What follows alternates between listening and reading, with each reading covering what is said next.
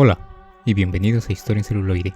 En esta ocasión tengo el placer de presentar la película Gladiador 2, película épica e histórica de 2024 dirigida y producida por Ridley Scott, que sirve como secuela de la cinta Gladiador del 2000 que tuvo a Russell Crowe como protagonista. Escrita por David Scarpa y basada en una historia que escribió con Peter Craig, la película fue producida por Scott Free Productions y distribuida por Paramount Pictures. Está protagonizada por Paul Mescal, Pedro Pascal, Joseph Quinn, Fred Hechinger, Leo Raz, Derek Jacobi, Connie Nielsen y Denzel Washington.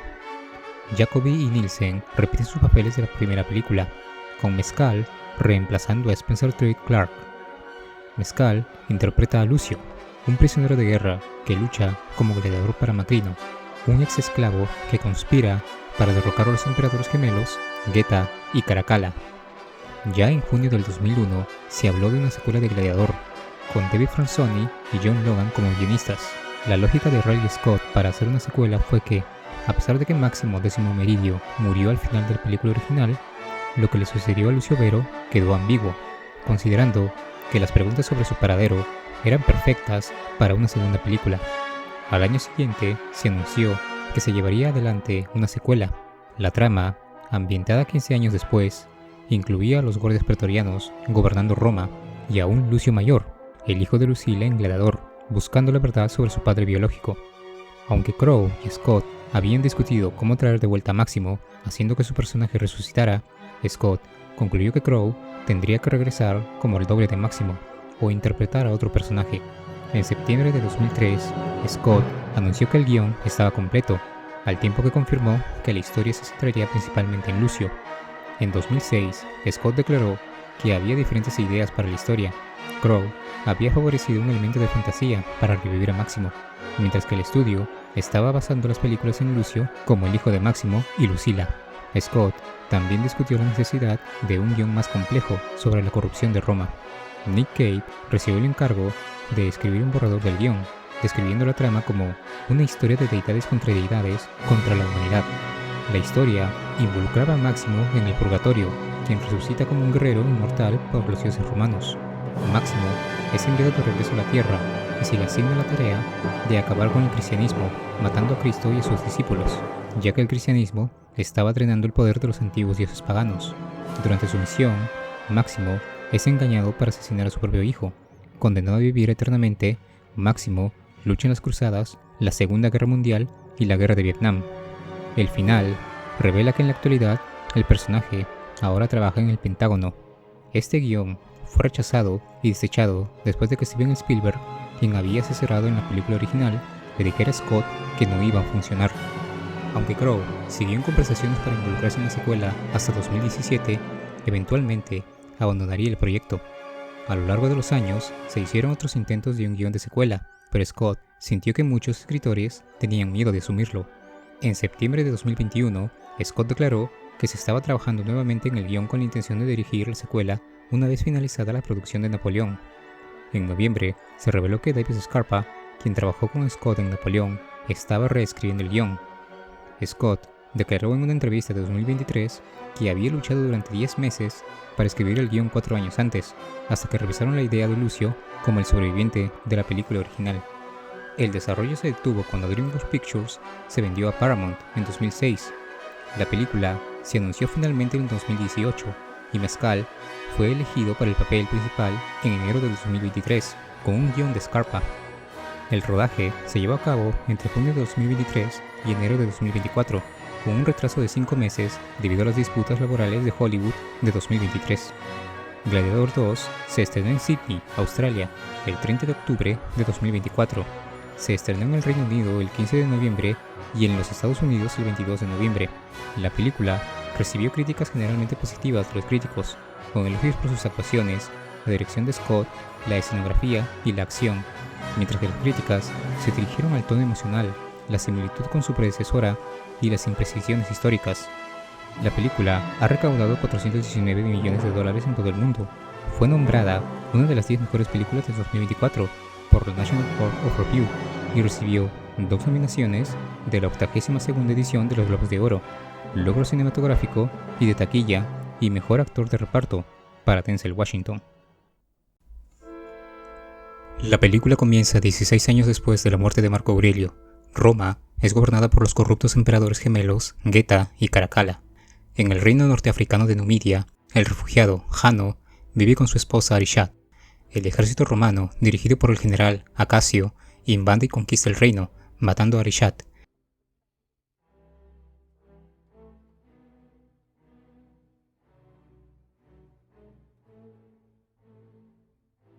Y esclavizando a Jano y a los otros sobrevivientes. Los esclavos son llevados a Ostia, donde los romanos los enfrentan contra babuinos salvajes para publicitarlos como potenciales gladiadores. Jano mata salvajemente a un babuino, impresionando al maestro de establos, Macrino, quien le promete a Jano una oportunidad de matar a Acasio si gana suficientes peleas en Roma. Acasio regresa a Roma como un héroe de guerra. Geta y Caracalla organizan juegos de gladiadores en el Coliseo para celebrar su victoria. Desilusionado con la guerra, Acasio solicita una licencia para reunirse con su esposa, Lucila, la hija de Marco Aurelio, pero los emperadores se niegan y conspiran para conquistar Persia y la India. El senador Thrax organiza una fiesta para los emperadores y organiza un duelo de gladiadores como entretenimiento. Después de que Jano gana, recita un verso de la Eneida de Virgilio, revelando su educación romana a los emperadores y levantando las sospechas de Macrino. Acasio y Lucila conspiran con Thrax y el senador Graco para derrocar a los emperadores y restaurar la República Romana.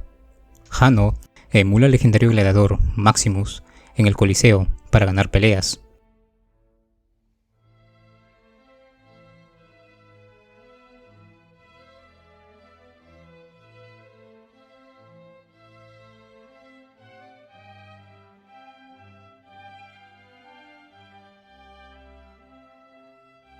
Lucila se da cuenta de que Jano es su hijo, Lucio Vero, a quien envió lejos cuando era niño para protegerlo de los rivales por el trono.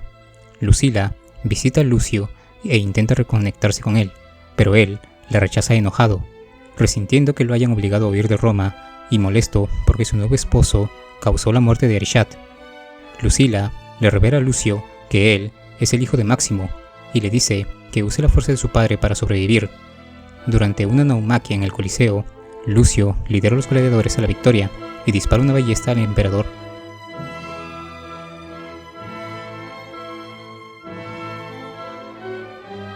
Al espectador Acasio, pero no logra matarlo. Rabi, el médico de los gladiadores, se hace amigo de Lucio y le muestra el santuario de Máximo, que incluye la espada y la armadura de Máximo. Lucila y Acasio conspiran para liberar a Lucio, como parte de su complot para destronar a los emperadores. Sin embargo, Thrax, que le debe dinero a Macrino, le informa de la conspiración. Lucila y Acasio son arrestados por traición. Macrino aconseja a los emperadores que maten a Acasio en el Coliseo y organiza que Lucio luche contra él.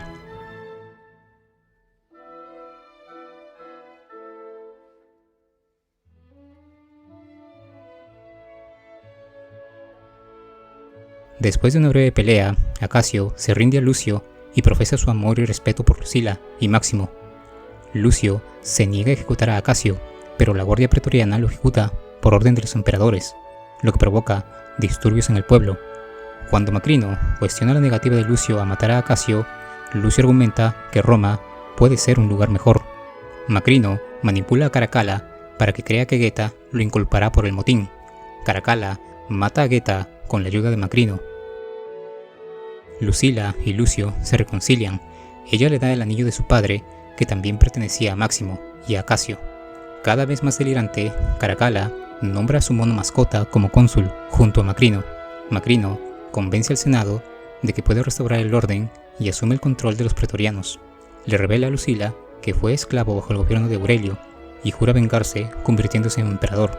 Macrino convence a Caracalla de ejecutar a Lucila en el Coliseo, con solo Lucio para defenderla, con la esperanza de que sus muertes desencadenen otro motín que el Senado desactivará ejecutando a Caracalla. Lucio envía a Rabi con el anillo para solicitar ayuda militar a las legiones de Acasio fuera de Roma. Lucila es llevada al Coliseo con los senadores con los que conspiró, mientras Lucio reúne a los gladiadores para rebelarse contra sus esclavizadores. Armado con la espada y la armadura de Máximo, lidera a los gladiadores para defender a Lucila de la ejecución.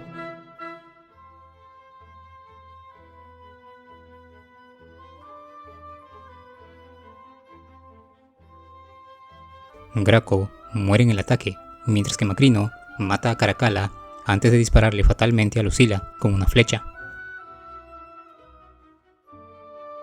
Macrino huye de la ciudad en disturbios con Lucio en su persecución. Las legiones de Acacio y los pretorianos de Macrino se encuentran fuera de Roma. Para detener una batalla, Lucio y Macrino se enfrentan en un duelo.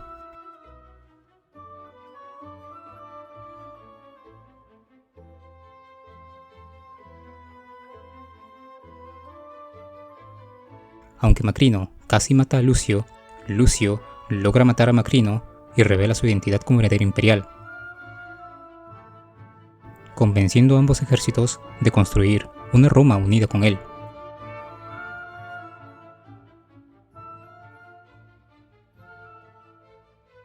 Más tarde, Lucio llora a sus padres en el Coliseo.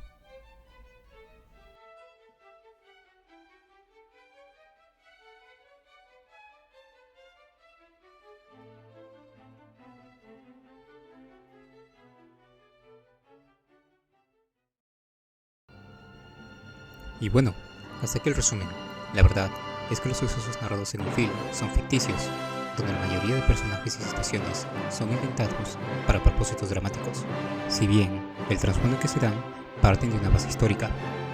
Aún así, quedan muchas imprecisiones históricas. Para empezar, algunas inexactitudes incluyen el asedio de una ciudad númida por triremes romanos. Numidia ya había sido parte del Imperio Romano durante unos 250 años, durante el reinado de Caracalla. Al mismo tiempo, los babuinos y un rinoceronte exhibidos en la arena del Coliseo están atestiguados históricamente, aunque obviamente no hay registro de gladiadores montando un rinoceronte. Sin embargo, parece que sí montaban elefantes norteafricanos domesticados, de la misma especie que los que componían las tropas del mismo Aníbal, aunque estos serían extinguidos eventualmente hacia el siglo III, por su desmesurado uso en la guerra, caza y las arenas del Coliseo. Además, aunque es cierto que el Coliseo solía inundarse para representar batallas navales, conocidas como naumaquia, la batalla naval recreada en el film afirma que los gladiadores recrearían la batalla de Salamina entre los troyanos y persas, cuando en realidad esta se libró en el año 480 a.C. entre las ciudades estado-griegas y los persas, por no mencionar que no habían tiburones en ella. Así, debemos entender el contexto en que se dieron los acontecimientos. Hacia finales del siglo II después de Cristo, el Imperio Romano se encontraba en su máxima expansión y en la cúspide de su poder. Si bien ya comenzaban a visualizarse signos de decadencia tras una sucesión de crisis que iniciaron con el asesinato de Cómodo y el fin de la dinastía antonina. El emperador que lo sucedió, Pertinax, intentó emular la moderación de Marco Aurelio, pero su austera administración solo le granjeó el recelo de la guardia pretoriana, que esperaba hacerse con un generoso donativo por su apoyo, cosa que el anciano Pertinax no fue capaz de complacer, por lo que estos decidieron rebelarse contra su amo y deponerlo, mientras éste intentaba razonar con ellos, y poniendo fin a su gobierno tras solo 88 días.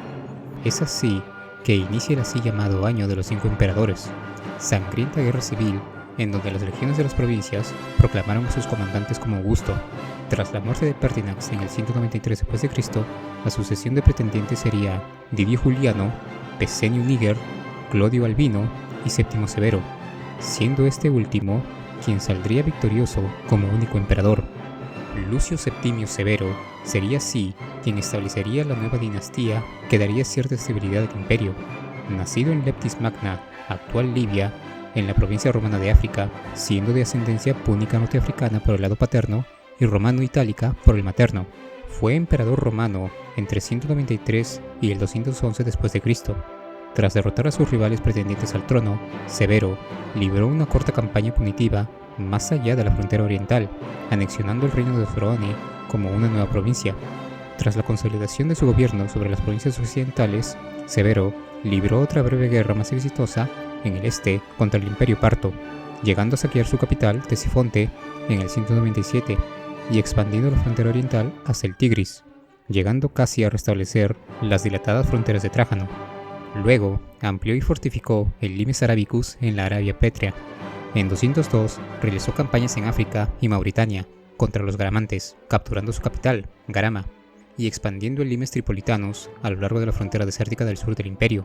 Con su segunda esposa, Julia Doma, Severo tuvo 2 hijos, quienes son los que se representan en el film. El mayor, Caracalla, Fue proclamado Augusto o coemperador en el 198 y el menor, Geta, en el 209, a diferencia de la película, donde se los representa como gemelos, pues Caracalla era en realidad un año mayor. Las relaciones de Severo con el Senado nunca fueron buenas, pues ordenó la ejecución de un gran número de senadores acusados de corrupción o conspiración. Aunque sus acciones convirtieron a Roma en una dictadura militar, era popular entre los ciudadanos de Roma, pues había acabado con la corrupción rampante en el reinado de Cómodo. Severo viajó para una campaña a Britania en el 208, acompañado por sus hijos, reforzando el muro de Adriano y reocupando el muro antonino. En el 209 invadió Calcedonia, la actual Escocia, con un ejército de 50.000 hombres y con el objetivo de exterminar a su población, pero sus ambiciones se vieron truncadas cuando enfermó de una fiebre infecciosa a principios del 211 en Eboracum, la actual York. Aunque su hijo Caracalla continuó haciendo campaña al año siguiente, pronto se conformó con la paz. Los romanos nunca volvieron a hacer campaña en Calcedonia. Poco después, la frontera se retiró permanentemente al sur, al muro Adriano. Se dice que sabiendo que llegaba a su fin, Severo dio un consejo a sus hijos, diciendo: «Vivid en armonía, enriqueced al ejército y ríanse del resto». Palabras que se tomarían muy a pecho, especialmente Caracalla. El emperador murió finalmente el 4 de febrero del 211. A su muerte, Severo fue deificado por el Senado y sucedido por sus hijos, Caracalla y Geta, como coemperadores, quienes fueron asesorados por su madre, Juliadona. Sin embargo, las fricciones y rivalidades entre los hermanos no tardarían en surgir. Durante el viaje de vuelta desde Britania a Roma, con las cenizas de su padre, Caracalla y su hermano discutieron continuamente entre sí, lo que hizo que las relaciones entre ellos fueran cada vez más hostiles. Caracalla y Geta consideraron dividir el imperio en dos a lo largo del Bósforo para hacer que su gobierno conjunto fuera menos hostil. Caracalla gobernaría el oeste y Geta en el este, pero su madre los convenció de no hacerlo. Su gobierno conjunto fue un fracaso. El palacio imperial fue dividido en dos secciones separadas, y ninguno permitía que los sirvientes del otro entraran en la suya. Solo se reunían en presencia de su madre y con una fuerte guardia militar, estando en constante temor de ser asesinados. La estabilidad de su gobierno conjunto se debió solo a la mediación y liderazgo de su madre, Juliadona, acompañada por otros cortesanos de alto rango y generales en el ejército. A fines del 211, la situación se había vuelto insoportable. El 26 de diciembre del 211, en una reunión de reconciliación organizada por su madre, Geta fue asesinado por miembros de la Guardia Pretoriana leales a Caracalla a los 23 años. Geta murió en los brazos de su madre. Es ampliamente aceptado y claramente lo más probable que Caracalla ordenó el asesinato él mismo, ya que los dos nunca habían tenido una relación favorable entre sí, mucho menos después de suceder a su padre. Caracalla persiguió y ejecutó a la mayoría de los partidarios de Geta y ordenó que el Senado pronunciara un damnatio memoriae contra su hermano. La imagen de Geta fue eliminada de todas las pinturas, se fundieron monedas, se destruyeron estatuas, se eliminó su nombre de los registros en papiro y se convirtió en un delito capital pronunciar o escribir el nombre de Geta. Después de la condena de su memoria, se estima que 20.000 personas fueron masacradas. Los asesinos eran el círculo íntimo de guardias y asesores de Geta, amigos y otro personal militar bajo su empleo. Es así como Caracalla quedó como único gobernante del imperio. El semblante del emperador lo retrata como un hombre de estatura media y complexión fornida, de cara robusta, barbilla partida y cuello ancho, con cabello y barba corta ondulada, parcialmente afeitada, muy diferente de como se le retrata en el film. Nacido como Lucio Septimio Bassiano, era de origen norteafricano e itálico por parte de su padre y sirio por parte de su madre. Cambió su nombre al ascender su padre al trono imperial por el de Marco Aurelio Antonino. Su apodo, Caracalla, proviene de la túnica encapuchada de origen galo que solía vestir. Al iniciar su reinado, Caracalla vio que la administración civil le era mundana, así que su madre vio cómo sus responsabilidades aumentaban al encargarse en gran parte de esas funciones. A un año de su gobierno, Caracalla proclamó la Constitución Antonina, también conocida como el Edicto de Caracalla, que otorgaba la ciudadanía romana a todos los hombres libres de todo el Imperio Romano, si bien parece que esto lo hizo con el fin de aumentar el número de contribuyentes al Estado. Otros hitos de su reinado fueron la construcción de las termas de Caracalla, el segundo complejo de baños más grande de la historia de Roma, la introducción de una nueva moneda llamada Antonianus y una especie de denario doble que entró en circulación.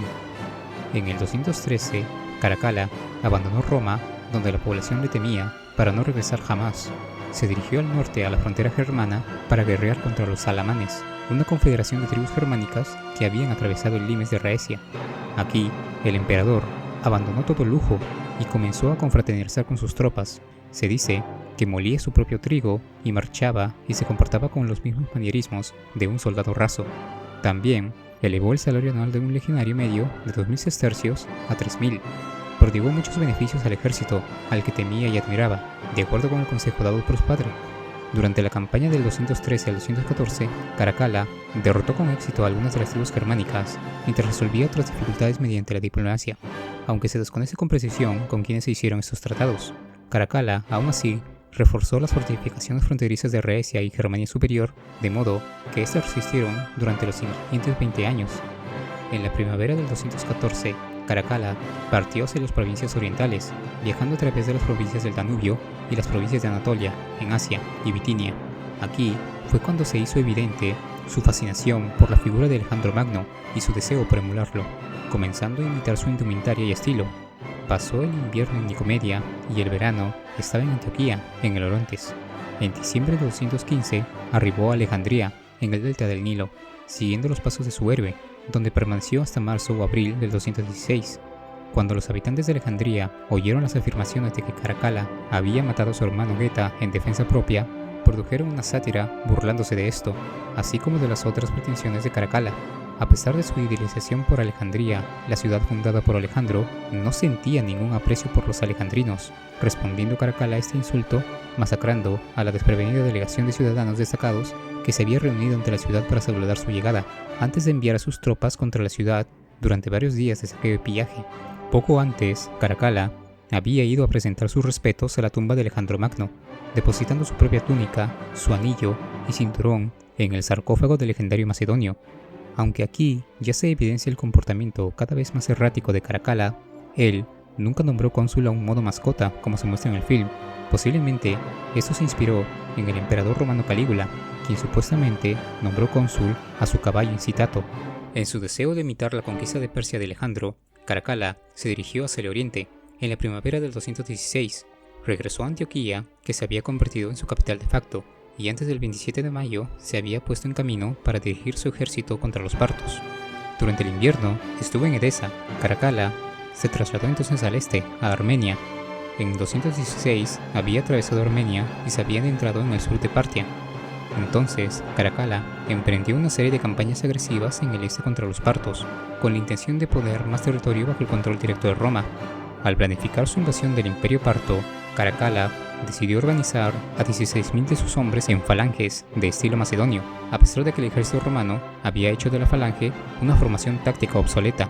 Aunque historiadores como Christopher Matthews mencionan que el término falangista tiene dos posibles significados, y posiblemente no se tratarán de piqueros, sino de una formación de triarios que aún estuvo en uso en el ejército romano hacia el siglo II después de Cristo. En consecuencia, estos falangistas de la legión pueden no haber sido piqueros, sino más bien tropas de línea de batalla. Caracalla ofreció al rey de Partia, Artabano IV de Partia, una propuesta de matrimonio entre él y su hija. Aquí existen dos versiones sobre los acontecimientos. Según el historiador clásico Dion Casio, Artabano rechazó la oferta, al darse cuenta de que la propuesta era simplemente un intento de unificar el reino de Partia bajo el control de Roma. En respuesta, Caracalla aprovechó la oportunidad para iniciar una campaña contra los partos. Por otro lado, Herodiano afirma que Artabano se vio agobiado por las peticiones de Caracalla y aceptó el matrimonio. Durante una celebración de la llegada de Caracalla en el Palacio Real Parto de Arbela, Caracalla ordenó a sus tropas que masacraran a los invitados. Herodiano describe la siguiente escena. Una multitud enorme de bárbaros se reunió y se quedó de pie, donde quiera que estuvieran, ansiosos por ver al novio y sin esperar nada fuera de lo común.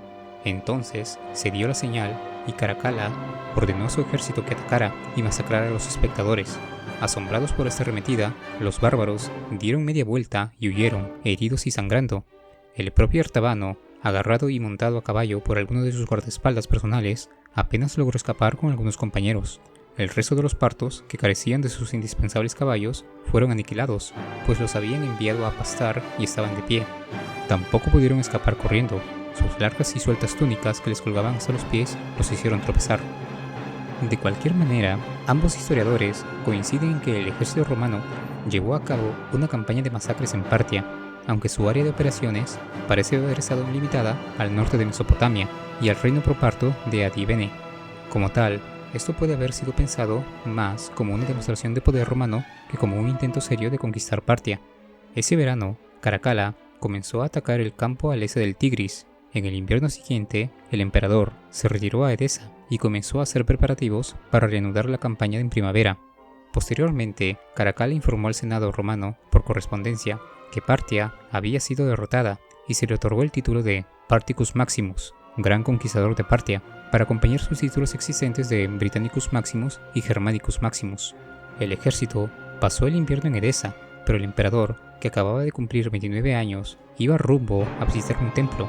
Entonces, fue asesinado el 8 de abril del 217 mientras orinaba junto a un camino por un centurión descontento llamado Jusino Marcial, aparentemente por la negativa de Caracalla a concederle el puesto de centurión, y el prefecto pretoriano Macrino vio la oportunidad de utilizar a Marcialis para poner fin al reinado de Caracalla.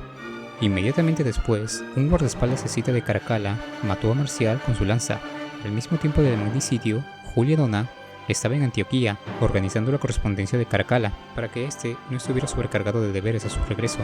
3 días después, Macrino se declaró emperador con el apoyo del ejército romano. Es así como tenemos al antagonista principal del film. Marco Opelio Macrino nació en Cesarea, en la moderna Argelia, en el seno de una familia ecuestre de origen bereber, evidenciado por su oreja perforada. Se convirtió en el primer emperador que no procedía de la clase senatorial y también en el primer emperador que nunca visitó Roma durante su reinado. Antes de convertirse en emperador, Macrino sirvió bajo el emperador Caracalla como prefecto pretoriano y se ocupó de los asuntos civiles de Roma. Aunque Macrino probablemente disfrutaba de la confianza de Caracalla, esto puede haber cambiado cuando, según la tradición, se profetizó que depondría y sucedería al emperador. Macrino, temiendo por su seguridad, decidió asesinar a Caracalla antes de ser condenado. Cuando Caracalla abandonó el campamento militar para visitar un templo, lo hizo acompañado solo por su guardia personal, que incluía a Macrino. La guardia regresó al campamento con 2 cuerpos, el del emperador muerto y el de uno de los soldados que lo acompañaban. Durante 2 o 3 días, Roma permaneció sin emperador. El 11 de abril del 217, Macrino se autoproclamó emperador y asumió todos los títulos y poderes imperiales, sin esperar al Senado y estando en las provincias, a diferencia de lo que se ve en el film. El ejército respaldó su pretensión como emperador y el Senado, tan lejos, no pudo intervenir. Macrino nunca regresó a Roma como emperador y permaneció establecido en Antioquía durante todo su reinado. Macrino fue el primer emperador que provenía de la clase ecuestre y también el primer emperador de ascendencia mauritana. Adoptó el nombre de Severo en honor a la dinastía severiana y confirió el título de Augusta a su esposa Nonia Celsa y el título de César y el nombre de Antonino a su hijo de 8 años, Diaudumeniano, en honor a la dinastía antonina, convirtiéndolo así en el segundo al mando. Pero para su desgracia, las políticas de su predecesor habían dejado las arcas de Roma vacías y el imperio en guerra con varios reinos, incluidos Partia, Armenia y Dacia. Como emperador, Macrino primero intentó promulgar reformas para restaurar la estabilidad económica y diplomática en Roma. En un principio, Macrino se vio preocupado por la amenaza de los partos, con los que Roma había estado en guerra desde el reinado de su predecesor. Macrino llegó a un acuerdo de paz con los partos después de luchar una batalla inconclusa en Nisibis en 217. A cambio de la paz, Macrino se vio obligado a pagar una gran indemnización al gobernante parto Artabano IV. Roma también estaba en ese momento bajo la amenaza de Dacia y Armenia. A continuación, Macrino dirigió su atención a Armenia. En 216, Caracalla había encarcelado a Cosroes I de Armenia y a su familia, después de que Cosroes hubiera aceptado reunirse con Caracalla en una conferencia para discutir algún asunto entre él y sus hijos. Caracalla, en cambio, instaló un nuevo gobernador romano para gobernar Armenia. Esas acciones enfurecieron al pueblo armenio y pronto se rebelaron contra Roma. Macrino llegó a un tratado de paz con ellos, devolviendo la corona y el botín al hijo y sucesor de Cosroes, Tiridates II, y liberando a su madre de la prisión, restaurando Armenia en su condición de reino cliente de Roma. Macrino hizo las paces con los dacios liberando rehenes. En materia de política exterior, Macrino mostró una tendencia a resolver disputas a través de la diplomacia y una renuencia a involucrarse en conflictos militares, aunque esto puede haberse debido más a la falta de recursos y mano de obra que a su propia preferencia personal. Macrino también comenzó a revertir las políticas fiscales de Caracalla. Uno de esos cambios afectó la paga de los legionarios romanos. Los soldados, que ya estaban alistados durante el reinado de Caracalla, disfrutaban de pagos exorbitantes que eran imposibles de reducir para Macrino, sin arriesgarse a una posible rebelión. En cambio, Macrino permitió que los soldados alistados mantuvieran sus pagos más altos, pero redujo la paga de los nuevos reclutas. Macrino reevaluó la moneda romana, aumentando la pureza de plata del 50.68% al 57.85%.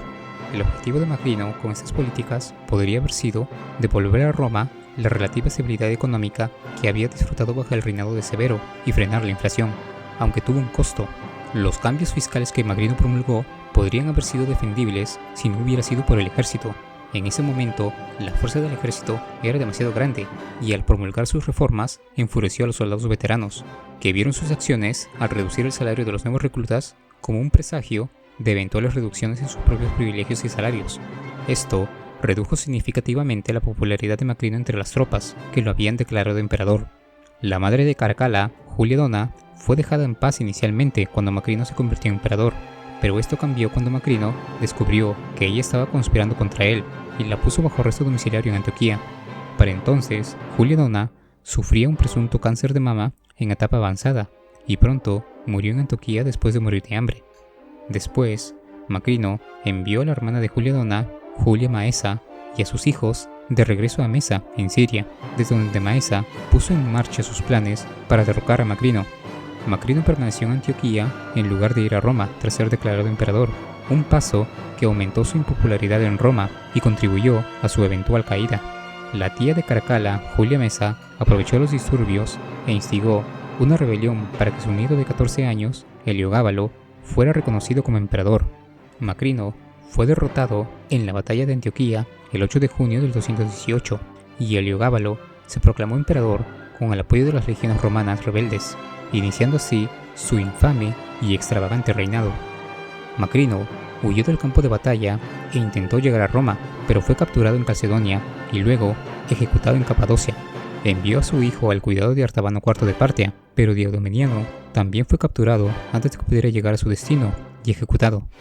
Después de la muerte de Macrino, el Senado lo declaró a él y a su hijo enemigos de Roma e hizo que sus nombres fueran borrados de los registros y sus imágenes destruidas, en otra condena de la memoria.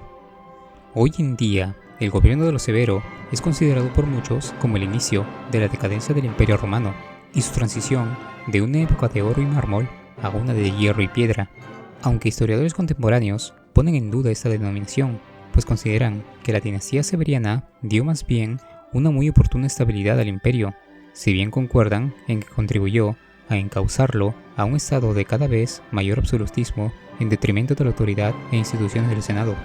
A su vez, Caracalla es presentado en las fuentes antiguas de Dion Casio, Herodiano y la historia augusta como un tirano cruel y un gobernante salvaje.